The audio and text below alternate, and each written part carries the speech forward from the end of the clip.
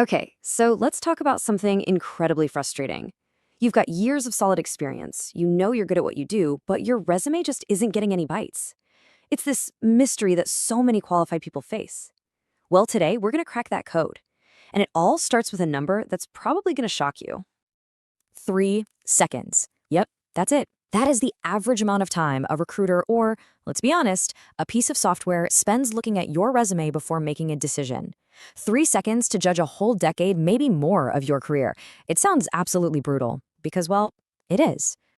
So that begs the question, right? How is that even possible? If you have all the right skills and a great track record, what on earth is causing that instant no? I'll tell you right now, it's probably not your qualifications. It's all about how you're presenting them. And the main culprit is something I think a lot of us are guilty of creating. It's what we'll call the resume autobiography.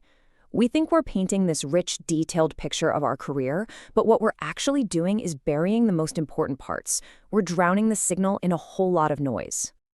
So what is a resume autobiography exactly? It's that natural tendency to list, well, everything. Every job you've had since college, every software you ever learned, every little project. To you, it feels like a comprehensive history of your professional life. But to a recruiter, they see something totally different. And you can see how it happens right here. Over time, your career just collects stuff. You've got your degree from way back in 2005, your first job in 2008. Maybe you list some software you learned in 2014 that nobody even uses anymore.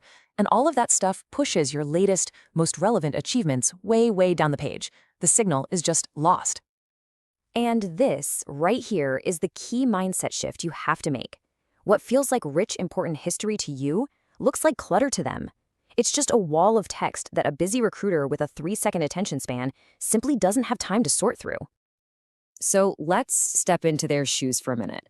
To really get why the autobiography approach fails, you have to understand how they actually build that short list of candidates. Let's look at the mechanics of it. Here is a hard but really essential truth about the whole process. The job market does not care about completeness. It only, and I mean only, rewards relevance. It's all about what solves the company's problem right now, today. And here's the kicker. You don't just have one person to impress. You've actually got two gatekeepers.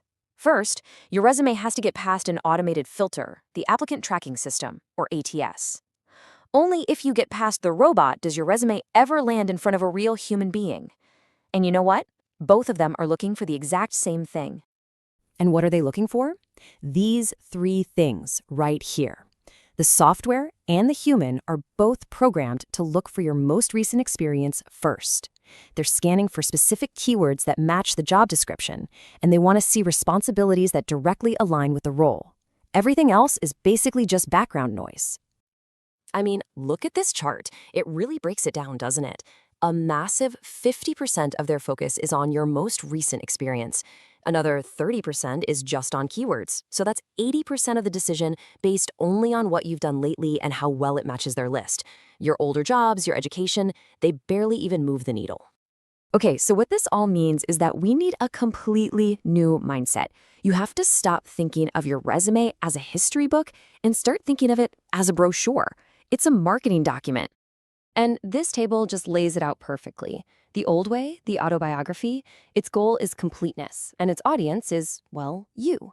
The new way, the brochure, its goal is pure relevance, and its audience is one hiring manager for one specific job. You stop listing everything and you start selling your value for that role. So if you only take one single thing away today, let it be this.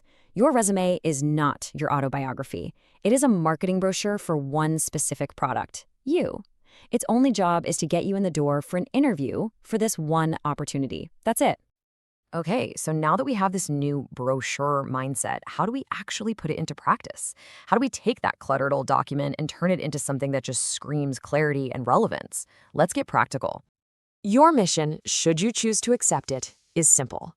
You need to make it incredibly, ridiculously easy for the reader, robot or human, to see exactly why you are the perfect person for this role right now. Every single word on that page has to serve that one goal. And that means it's time to be ruthless. Look at this list. This is the noise we talked about. That job from over 10 years ago, it's noise. That old software nobody uses? Noise. The university you went to when your decade of experience is what really matters? It's all just noise, and it's watering down your message. Cut it. So, I'll leave you with this one last question to think about. Pull up your resume right now and ask yourself, is this thing a dusty old history book telling a long story about my past? Or is it a sharp, compelling sales pitch designed to win my future? Because the answer to that question could literally change your entire job search.